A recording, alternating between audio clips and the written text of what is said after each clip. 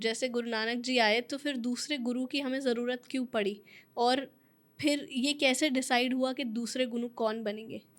इसमें ऐसा है कि गुरु नानक साहब जी ऊपर से ही उनकी तो अकाल पुरख ने आप सवै वो शरीर धारण करके इस जगत में आए। आप नारायण कला तार जग में परवरे हो, वो आप जगत में आए। तो उनका उनसे पूछा आपका गुरु कौन है। सिद्धू ने वचन किया ना भी आपका गुरु कौन है। किसी ना किसी का तो कोई गुरु होता है, तो आपका गुरु कौन है जी? तो उन्होंने फिर जवाब दिया शब्द गुरु सुरत चेला। ज्ञान शब्द ही मेरा गुरु है और मेरी सुरत है जो वो उसका चेला है। वाह। शब्द गुरु सुरत चेला, वाह। ये वो कंसेप्ट दिया। फिर उसके बाद शरीर है ये नाशवंत है, शरीर एक दिन मिटेगा, ये सदीवी नहीं है, ये आज है एक दिन अगर जन्मा है तो मिटेगा भी। जो जिसने जन्म लिया है, जो आया सो चलसी सबको ही बारी है, जो आया हो उसे जाना भी है जी। जो बना है एक दिन मिटना भी है जी। लेकिन जो शरीर से जितना काम ले सकते हैं, देखो गुरु नहीं बदले हैं, जैसे कहते गुरु अगले गुरु कैसे बदले, नहीं, वो सिर्फ एक शरीर धारण किया, जोत एक है, विचारधारा एक है। जैसे आपके फादर हैं जो उनकी विचारधारा वो मजिशियन, वैसे ही आप वो विचारधारा आप में आ गई, बदला कुछ नहीं। विचारधारा वो ये शरीर बदला है। जोत उहा जुगत साए शकाया फिर पलटी है। जोत मतलब वही है, 10 गुरु में एक ही जोत, एक ही जोत है, कोई फर्क नहीं। लोग कई कहते हैं कि गुरु नानक साहब जी तो हथियार नहीं उठाया उन्होंने, गुरु गोविंद सिंह महाराज जी ने, हम इसलिए गुरु नानक साहब को मानते हैं कि लोग बोलते भी हैं कि हम तो गुरु नानक साहब जी को मानते हैं जी, गुरु गोविंद सिंह जी को मानते नहीं है। क्यों? क्योंकि उन्होंने हथियार उठा लिए, उन्होंने जंग की है, वो गुरुओं वाली बात नहीं है। गुरु साहब ने पहले कलम उठाया और फिर गुरु गोविंद सिंह जी ने तलवार उठाई। हाँ। मैं आऊँगी वॉरियर्स कल्चर सिखिज़म में शुरुआत कैसे हुई, इस पे मैं ज़रूर आऊँगी। और मैं इस बात को समझती हूँ कि जब गुरु नानक जी आए और उन्होंने कलम उठाया और उन्होंने ये फैसले लिए, इस सोच की शुरुआत की, तब दौर अलग था। और जब गुरु गोविंद सिंह जी तक हम पहुंच गए तब तक दौर बदल चुका था। तो शायद तलवार उठाना उस दौर की नीड हो गई थी। आई थिंक 6वें गुरु से तलवार उठ गई थी, जहाँ तक मैं जानती हूँ जी। तो अब सेकंड गुरु पे आते हैं जी। गुरु अंगद देव महाराज जी, वो भाई लैना जी थे पहले जी।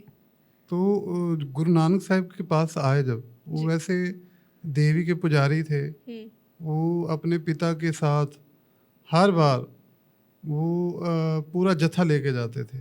अच्छा। तो फिर उनको एक बार पता चला, गुरु नानक साहब जी की बानी सुनी, तो फिर गुरु नानक जी के दीदार करने के वो आए। तो आते ही उन्होंने पूछा कि गुरु नानक तपे का घर कहाँ है? कौन? भाई लाना? भाई लैना जी, जो गुरु अंगद देव बने जी। वो आए और किसी से पूछ रहे हैं, वो खेतों में काम कर रहे हैं, वो पूछते हैं कि मुझे गुरु नानक तपे के घर जाना जी, मुझे उनसे मिलना जी। तो कहते हैं भी मैं मिला देता हूँ, मैं खेतों में काम मेरा भी खत्म हो गया, मैं भी जाने वाला हूँ, तो मैं आपको ले चलता हूँ। वो घोड़े पे बैठे थे, उन्होंने लगामें पकड़ ली घोड़े की और वो ले गए जी। जब वहाँ पहुँचाया, घोड़े से उतारा तो उन्हें कहा भी तुम घोड़ा बांधा हो वहाँ, तो मैं मिलाता हूँ आपको, मैं उनको सूचना दे देता हूँ। तो वो अंदर चले गए, उन्होंने हाथ पैर धोकर तो उन्होंने कहा आ जाओ। तो जब अंदर गए वो देख के हैरान हो गए, जो शख्स मेरी लगामें पकड़ के घोड़े की लगामें पकड़ के चल के, मैं घोड़ी पे बैठ के आया हूँ और वो चल के आए हैं, तो वही गुरु नानक हैं। तो उन्होंने नमस्कार किया, पैर पकड़े और कहा अगर आप गुरु नानक थे तो वहीं बता देते।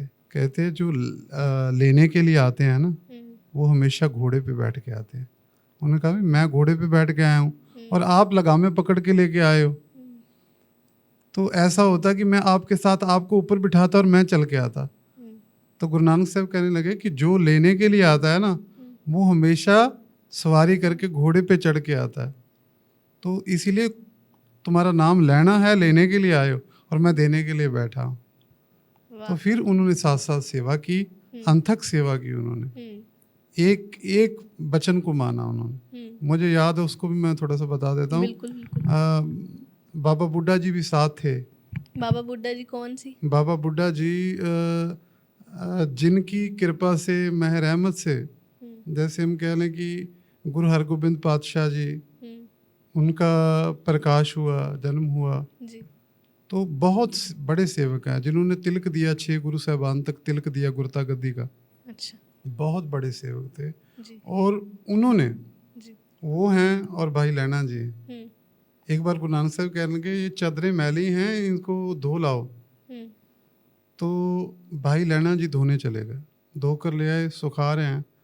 तो बाबा बुड्ढा जी गुरु नानक साहब से कहने लगे कि लैना कहाँ है? वो कह रहे हैं कि वो तो चादरें धोने गया था, अभी सुखा रहा होगा कहीं। कहते वो तो चादरें पहले धुली हुई थी। तो फिर उन्होंने, बाबा बुड्ढा जी ने लैना जी से कहा कि लैना जी, ये चादरें तो पहले धुली हुई थी। कहते हैं मेरे गुरु ने बोला था कि चादरें मैली हैं, तो मैं धोने चला गया। कहते हैं आपको पता था कि ये मैं धो के लाया हूँ, तो आप फिर धोने चले गए। आप गुरु को बोल देते कि ये तो धुली हुई हैं। तो उन्होंने कहा, जो चद्दर मेरे गुरु नानक की नज़र में मैली है, मेरे लिए वो मैली ही है। जो इसीलिए वो परवान चढ़े हर बात। ऐसे ही गुरु अमरदास पातशाह, गुरु अंगद देव महाराज जी के वो कुड़म हैं, संबंधी कह लो। उनकी बेटी उनके भतीजे की वाइफ है, बीबी अमरो जी। तो जब उनसे कानों में वचन सुने, पहली बार उन्होंने, जब उनके पिताजी अकाल चलाना कर गए थे हरिद्वार में, किसी बाबा श्रीचंद जी के एक सेवक थे हरि जी, वो बानी गा रहे थे, तो उनके कानों में पड़ी, तो उन्हें बहुत सुकून महसूस हुआ। जैसे मैं अभी बानी गा रहा था तो आपके रोंगटे खड़े हो रहे थे, बहुत आप सुकून महसूस कर रहे थे, ऐसे उन्होंने महसूस किया। जब अमृत वेले बीबी अमरो जी मदानी रिड़क रही थी, दूध रिड़क रही थी, तो उन्होंने सुना, तो उन्होंने पूछा उनसे, ये बानी किन की है? वो कहते गुरु नानक साहब की बानी है, लेकिन अब उनकी गद्दी पे गुरु अंगद देव मेरे पिताजी विराजमान। फिर उन्होंने कहा मुझे मिलाओ। फिर वो मिलने गए, तो वो तो संबंधी, गुरु अंगद देव महाराज तो सोरे मेरे संबंधी आ रहे हैं, मेरे संबंधी आ रहे हैं, मैं उठ के मिलने जाता हूँ। जब मिलने गए तो उन्होंने पैर पकड़ लिए। वो कहते संबंधी तो गले मिलते हैं। वो कह रहे मैं संबंधी बन के नहीं, मैं तो सेवक बन के आया। बानी ने इतना सुकून दिया है जी। पहले मैं बता देता हूँ, जो करतारपुर नगर है वो गुरु नानक देव महाराज जी ने बसाया था। फिर वहीं करतारपुर की नगरी में ही भाई लैना जी आए, जो गुरु अंगद देव बने। उन्होंने नया नगर बसाया, खंडूर साहब। अच्छा। खंडूर साहब में गुरु अमरदास पातशाह आए, उन्होंने नया नगर बसाया, गोविंदवाल साहब। अच्छा। गोविंदवाल साहब बसाया, तो वहीं उनके पास भाई जेठा जी रहते थे, जो उनके दामाद बने जी। उनको गुरता गद्दी मिली। गुरु अमरदास पातशाह ने भाई जेठा जी को, जो गुरु रामदास पातशाह बने जी, उनको कहा था कि यहाँ नगर बसाना है, जहाँ आप हरमंदिर साहब की बात कर रहे थे, वहाँ रामदास चक नगर बसाया गया। तो ऐसे गुरु रामदास पातशाह जी ने उस नगर को बसाया। ये बात है 1572 की जी। जब चौथे गुरु रामदास पातशाह जी ने ये नगर को बसाना शुरू किया। फिर गुरु अर्जुन देव महाराज जी ने वो सरोवर में, जैसे हरमंदिर साहब देखते हैं ना, उसको 1588 में उसको तैयार किया जी। गुरु अर्जुन देव महाराज जी ने 1588 में हरमंदिर साहब की नींव रखी। फिर क्या हुआ, जो बानी थी जी, जो गुरु नानक साहब से बानी चलती आ रही, जो भक्तों की बानी इकट्ठी हुई, फिर गुरु अंगद देव महाराज की श्लोक हैं, जो गुरु अमरदास पातशाह की बानी, जैसे जैसे गुरता गद्दी मिलती थी जी, तो साथ में वो जो बानी होती थी वो भी दी जाती। जैसे गुरता गद्दी का तिलक दिया तो साथ में वो पोथी भी दे देते थे। जैसे गुरु नानक साहब जी ने बानी लिखी, वो 71 की, वो सभी गुरु अंगद देव महाराज को दी। गुरु अंगद देव महाराज जी ने गुरु अमरदास पातशाह जी को दी। गुरु अमरदास पातशाह जी ने गुरु रामदास पातशाह को दी। गुरु रामदास पातशाह ने गुरु अर्जन देव महाराज को वो बानी दी। फिर उन्होंने उनको एक ग्रंथ का रूप, आदि ग्रंथ का रूप दिया। सभी बानी एकत्र करके संतोखसर सरोवर के किनारे उन्होंने ऐसा माहौल वहाँ बनाया तो वहाँ पे बैठ के बानी लिखारी लगाया भाई गुरदास जी को, तो वो बानी लिखनी शुरू करी उन्होंने। क्योंकि तब जो गुरु अर्जन देव महाराज जी और उनका भाई था पृथ्वी चंद चाहते थे गुरता गद्दी मेरे को मिले। अच्छा। मैं बड़ा हूँ, लेकिन यहाँ गुरता गद्दी के लिए कोई परिवार में से ये कहे मैं बड़ा हूँ, इसमें योग्यता देखी जाती है। इसमें कोई ये नहीं है परिवार का बड़ा है तो उसी को मिलेगी, परिवार वाले को ही मिलेगी, इसमें ऐसा कुछ नहीं था। अगर ऐसा होता तो गुरु नानक देव महाराज अपने बेटे को देते, श्री चंद या लक्ष्मी चंद जी को देते, पर उन्होंने भाई लैना जी को चुना। तो ऐसे ही गुरु अर्जुन देव महाराज जी को गुरु रामदास पातशाह जी ने चुना जी। फिर उन्होंने पूरा ग्रंथ का रूप धारण करे तैयार किया, 1604 में तैयार करके फिर हरमंदर जी में प्रकाश किया, और बाबा बुड्ढा जी पहले हेड ग्रंथी बने।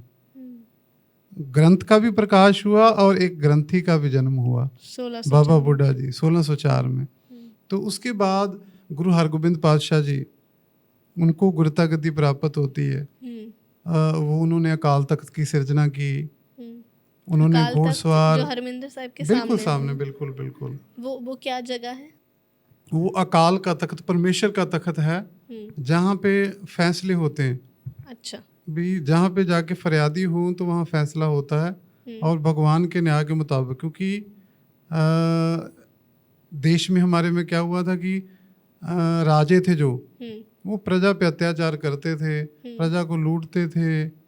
तो इस वजह से फिर अकाल तख्त एक सिद्धांत बनाया, ये अकाल का तख्त है, यहाँ सच होगा, सच निपटेगा जो भी। हाँ बिल्कुल बिल्कुल, कोर्ट सच्चा कोर्ट, जिसमें कोई रिश्वतखोरी नहीं है, जिसमें कोई बेईमानी नहीं, सिर्फ अकाल का सच का फैसला होगा।